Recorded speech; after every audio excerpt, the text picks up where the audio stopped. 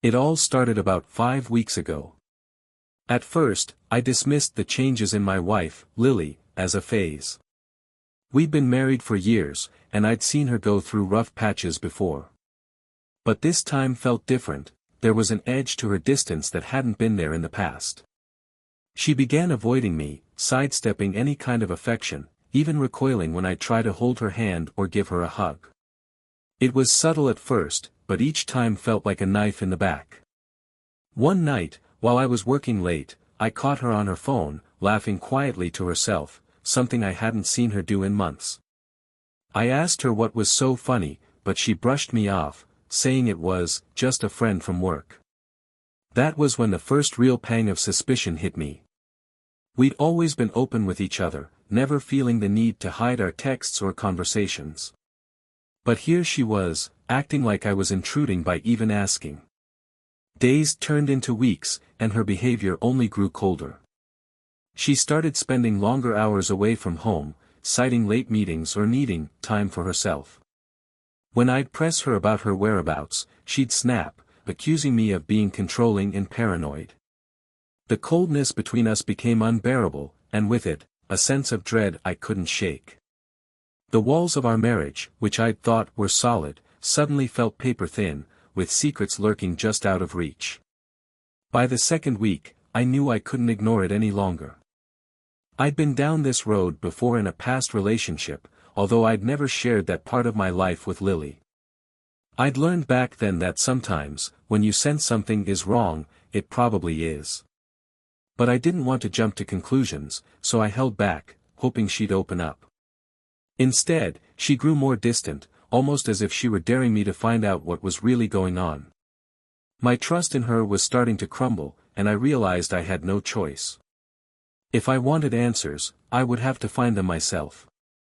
So, I decided to follow her, hoping I was wrong, that it was all just a misunderstanding.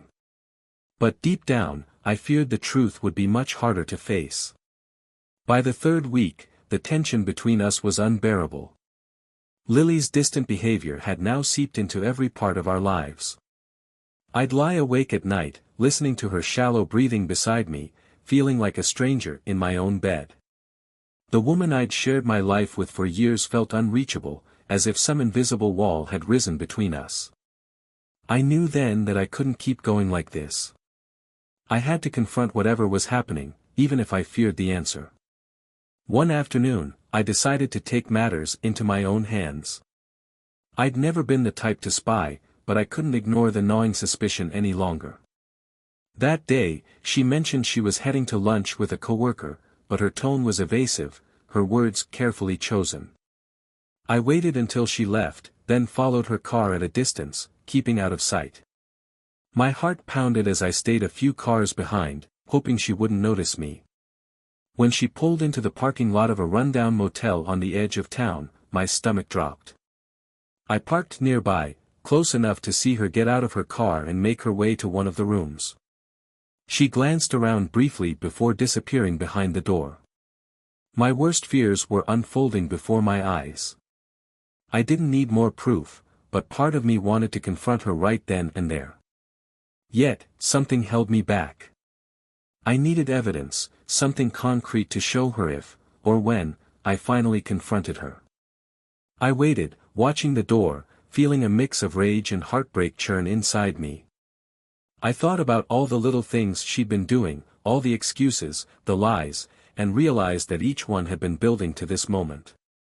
After nearly an hour, she emerged with a man I recognized from her work, a guy from another department who'd been climbing the ladder quickly.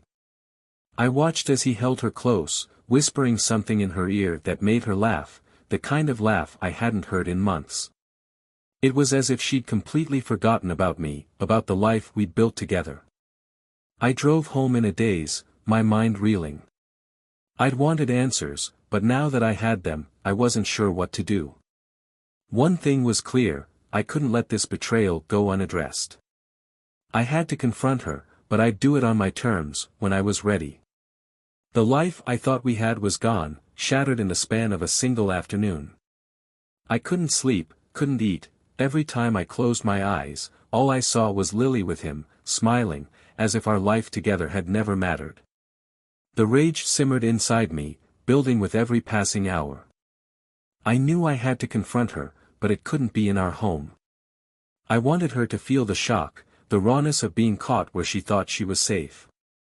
So, 2 days later, I found myself back at that same rundown motel. I'd waited, watching from my car until she showed up, parking in the same spot she had before. She stepped out, looking around quickly, then walked straight to room 4. I followed her to the door, anger coursing through my veins as I knocked loudly, forcing myself to stay calm as I waited for her to answer. A moment later, the door opened, and there she was, standing in front of me with a look of utter shock on her face. Behind her, the man I'd seen before, the one from her office, stood frozen, his expression somewhere between fear and guilt. "Daniel, what are you doing here?" she stammered, her voice barely a whisper. I stepped inside, letting the door swing shut behind me.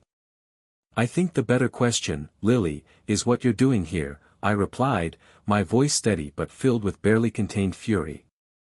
I held up the small camera I'd brought with me and began taking photos, capturing the scene as it was, not giving them a chance to hide or explain. She tried to grab my arm, begging me to stop, her voice breaking with desperation. "Please, Daniel, this isn't what it looks like, let me explain." I laughed bitterly. "Explain? Explain what, Lily? The fact that you're here, in a cheap motel, with him?" I gestured at her lover, who was now inching toward the door, like he couldn't leave fast enough. Without another word, I turned to the man. "You have 5 seconds to get out before I make you regret every second of this." He didn't hesitate. In a blur, he grabbed his clothes and was out the door, leaving Lily standing alone, trembling as she tried to cover herself. I looked at her, really looked at her, and felt an emptiness settle in my chest. The woman I'd loved, the woman I'd built a life with, was a stranger now. "You made your choice, Lily. Now you get to live with it." I left the room, leaving her pleas echoing behind me as I walked away, determined to close this chapter for good. After that confrontation at the motel, I drove home in silence, feeling a mix of rage and numbness I couldn't shake. The weight of everything settled heavily on me, like my entire life had shifted overnight. But part of me felt relieved, the truth was out, and there was no more guessing, no more hoping she'd change. It was over. The next morning, I took the first steps to ensure I was moving forward, alone. I called a locksmith and had all the locks on the house changed. I emptied our joint bank accounts, separating what was mine and leaving her share untouched, then cancelled our shared credit cards. The man who came to change the locks didn't ask any questions, but he looked at me with a kind of quiet understanding as he worked. I could see in his eyes that he knew the look of someone who'd been through hell. Once everything was set, I went to see my lawyer. He'd been a close friend since college, and when I walked into his office, I didn't need to say much. He listened without judgment as I explained everything, from Lily's affair to the photos I'd taken at the motel. I told him I was done, that I wanted to serve her with divorce papers as soon as possible. He nodded, already making notes and outlining what would come next. "Daniel," he said quietly, "this is going to hurt like hell. But you'll come out stronger on the other side." I wanted to believe him, but right then, it felt impossible to imagine a life beyond the pain. Back at home, I packed up Lily's things, boxing up reminders of the life we'd shared, of the years we'd spent together. It was surreal, each item a memory tainted by betrayal, and yet, I felt a strange sense of peace knowing I was taking back control. Later that day, I left her things at her parents' house, telling them that she knew why. I didn't give them details, I didn't need to. As I drove away, I realized that this was just the beginning of the end. I still had mountains of pain to climb over, but at least I was starting the journey. The day after I left her things at her parents' house, my phone rang. Lily's name flashed on the screen, and I ignored it, letting it go to voicemail. She called again. And again. Finally, I picked up, unable to ignore the calls any longer. Her voice was shaky, almost frantic. "Daniel, please, just give me a chance to explain. I'm so sorry, it wasn't supposed to be like this." I took a breath, fighting back the anger that simmered beneath the surface. "Explain what, Lily? That you chose to throw away everything we had for a fling? That you turned our life into a lie?" My voice sounded distant, even to me, like I was watching someone else have this conversation. "Please, it was a mistake, Daniel. I was just going through something. I didn't mean for it to happen," she pleaded, her voice breaking. But her words only deepened the hollow feeling in my chest. She hadn't meant for it to happen, but it had. And now we were here. "I'm sorry, Lily. There's nothing left to say. I've already started the divorce process." "It's over," I replied, my voice steady, final. Her sobs filled the silence before I hung up, putting an end to the conversation and any remaining hope she might have had for reconciliation. Later that day, Lily's mother called me. She was clearly distressed, her words stumbling over each other as she asked me what was happening. "Daniel, I don't understand." Lily came here in tears, saying she's ruined everything. "What's going on?" I hesitated, not wanting to hurt her parents with the truth but knowing I couldn't keep it from them either. "Evelyn, I'm sorry. You know how much I care about you and Sam, but this is between Lily and me. She betrayed me, and I can't look past it. It's best if we go our separate ways." There was a long, heavy pause on the other end before Evelyn whispered, "I'm so sorry, Daniel. I had no idea." I could hear the pain in her voice, and it broke me all over again. They'd been like family to me, supportive and kind through the years, and now they, too, were caught in the aftermath of Lily's choices. When I hung up, I felt drained, as if every ounce of energy had been wrung out of me. I knew this was only the beginning of many difficult conversations, but I also knew I'd taken another step forward, cutting the last threads that had bound me to the life we once shared. Over the next few weeks, word of Lily's affair started spreading. I hadn't spoken a word to anyone outside our families, but news has a way of traveling fast in small circles. Soon, Lily's work knew about her involvement with her coworker, and the scandal hit hard. The man she'd been seeing was married, and his wife was just as blindsided as I had been. She filed a formal complaint with their company's HR, and within days, Lily and her lover were placed on leave pending an investigation. It was a strange feeling, watching the fallout from a distance. I'd never wanted revenge, but seeing the consequences of her actions play out felt oddly satisfying. For so long, I'd blamed myself, wondered if there was something I could have done to prevent this. But now, I saw clearly that this was her mess, her choices coming back to haunt her. Lily tried to reach out, leaving tearful voicemails and sending long messages about how sorry she was, how she'd made a mistake. She begged for forgiveness, claiming she'd do anything to make things right. But there was nothing she could say that would undo the damage, nothing that could erase the image of her with someone else. The more I listened to her apologies, the more they felt empty, like she was sorry she got caught, rather than sorry for what she'd done. One day, I ran into an old friend at a coffee shop. He was someone who knew us both well, and when he asked about Lily, I hesitated, unsure how much to share. But he'd clearly heard bits and pieces already.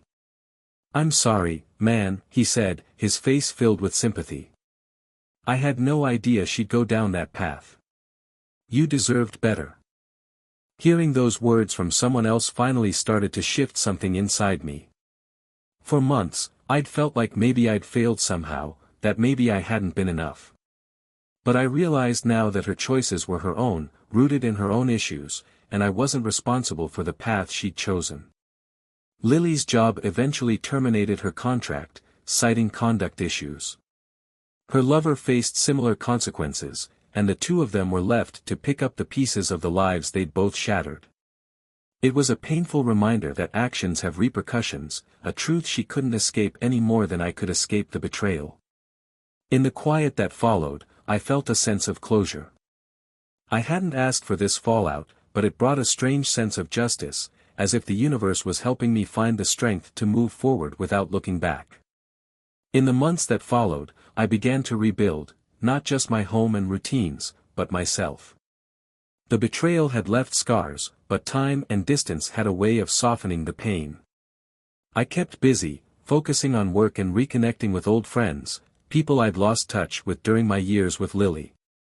They helped me see that I wasn't alone, and their support became a foundation I leaned on as I found my way forward. I moved to a new apartment, fresh and free from memories, and found comfort in starting over in a space that was entirely mine.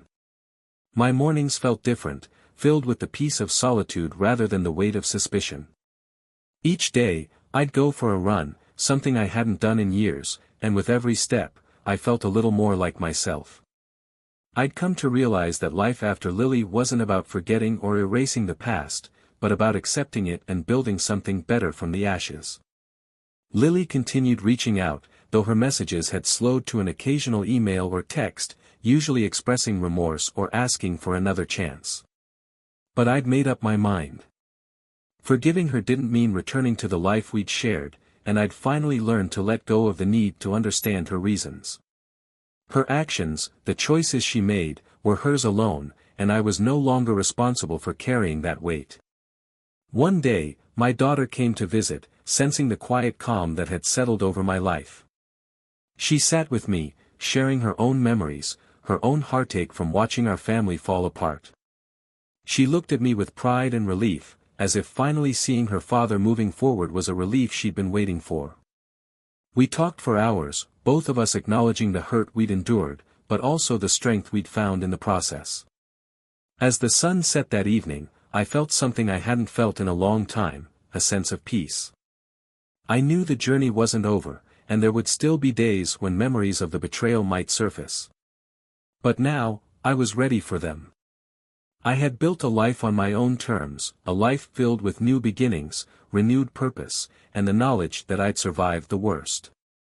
In the end, forgiveness came not from words spoken to Lily, but from a quiet acceptance within myself. I no longer needed to look back, nor to dwell on what might have been. Instead, I looked forward, knowing that this new chapter was mine to write, free of shadows, and filled with hope for whatever lay ahead.